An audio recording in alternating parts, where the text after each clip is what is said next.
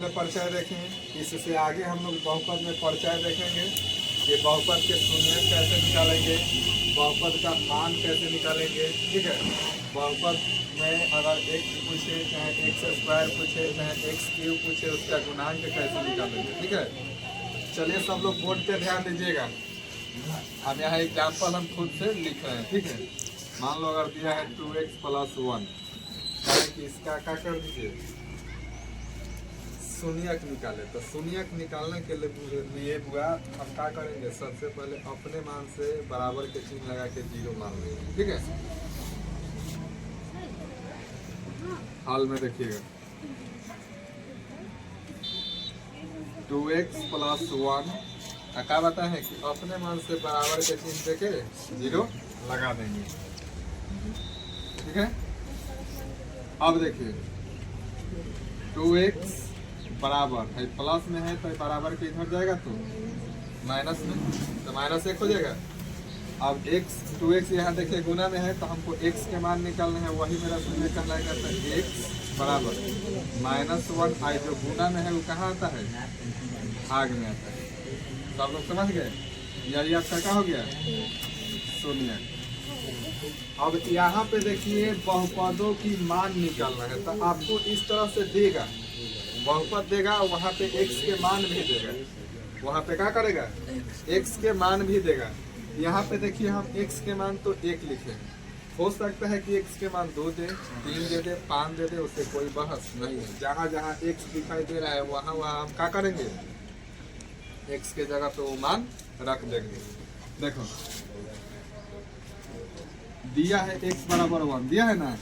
अब इस समीकरण को लिख लो, बहुपद को px बराबर 5x² - 3x + 7।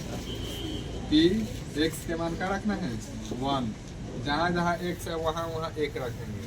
तो 5x के मान 1 स्क्वायर है तो स्क्वायर -3x के मान 1 + 7। देखा 5 और 1 के स्क्वायर 1, 3 में 1 से गुना करवा 3 और +7। अब देखा 5 में 1 से गुना करवा तो 5 और -3 के 3 और +7 के 7। देखा हाई प्लस में वा हाई प्लस में वा प्लस में, यस सर। तो क्या हो जाएगा, ये दोनों जुट जाएगा। इसको ऐसे लिखते चलिएगा, अच्छा रहेगा। तो 7 और 5 12 -3, यानी P1 के मान कितना आ जाएगा, आप घटाइएगा तो 9। सब लोग समझे। तो इस तरह से आपको मान देगा, x के मान कुछ भी वो देगा, 2 दे, 3 दे, 5 दे, तो वहाँ उस बहुपद में आप क्या कीजिएगा, x जहाँ जहाँ रहेगा वहाँ वहाँ मान रखेंगे। लेकिन अब यहाँ पे पूछेगा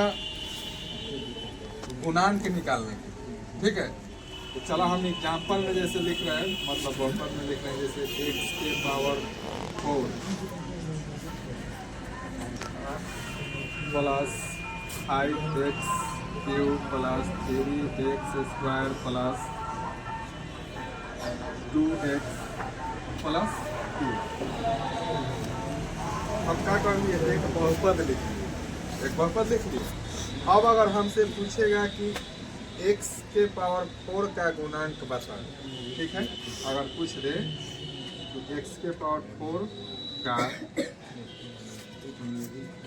गुणांक बता है। ठीक है, तो x के पावर 4 इसका गुणांक पूछ रहा है। देखिए गुना में है ना, तो क्या हो जाएगा, x के पावर 4 का गुणांक 5 हो जाएगा। समझ रहे हैं लोग। अगर पूछ दे कि x³ का गुणांक बताए, तो x³ का गुणांक क्या हो जाएगा, यहाँ भी तो 5 दिया है तो 5 होगा। अगर पूछ दे कि x² का गुणांक बताए, तो देखा कि इसके साथ 3 है गुणांक में, तो आंसर क्या हो जाएगा 3।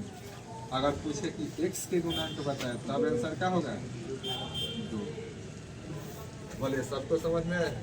हम उम्मीद करते हैं कि आप सब लोग समझ गए होंगे। Yes sir. वीडियो को इस तरह से रोक दीजिएगा, और रोकने के बाद उसको नोट कर लीजिएगा। ठीक है, यस किसी को सर। कोई दिक्कत है, यस सर।